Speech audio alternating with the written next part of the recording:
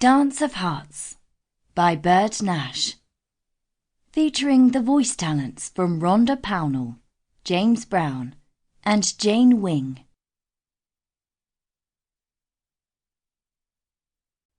Chapter 1.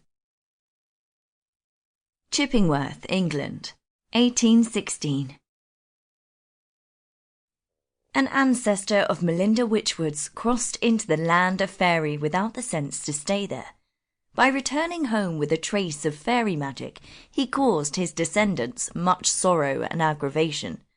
The land of fairy and the fey folk were dreadfully out of fashion, for all things fairy were now seen as disreputable and smacked of undue influence. After an unnaturally long life, Mr. Wychwood had the good fortune to die peacefully in his bed. He was surrounded by his numerous progeny and his fourth wife, having buried the three before her. However, the taint of fey magic left traces in his descendants, for in certain lights, those touched by fairy had eyes that shone a blue so light that they were as shiny as polished silver teapots. Melinda Wychwood's mother had disconcerting eyes of pure silver, but death closed them forever when her daughter was 7. The village breathed a sigh of relief for her daughter. Miss Melinda's eyes were grey-blue and a passable shade, though perhaps still too light for acceptance from the highest levels of society. While her eye colour was diluted to almost an acceptable colour, Miss Melinda Wychwood of the Grange, Chippingworth, could not control her blush. Though her downcast eyes, slight smile, and tone of voice were always to be relied upon for any occasion, her blush hinted at a wildness of manner. Uninvited, it would colour her cheeks, migrating to her forehead. There the pink would highlight the beating pulse, fluttering like a caught bird at her temple. For a girl who liked to remain unnoticed, the violence of her blush was not only an inconvenience, but also an aggravation. After her mother's death, Miss Melinda Wychwood learned to mask her mistakes and not put herself at risk of public censure. Sometimes counting backward from 100 could cool her cheeks, or mentally reviewing the long list of chores she needed to accomplish could drain her face of colour. But grey eyes that sometimes turned silver and a wild blush could not be hidden. It was believed her eyes were the reason Miss Wychwood, at age 18, forswore a season.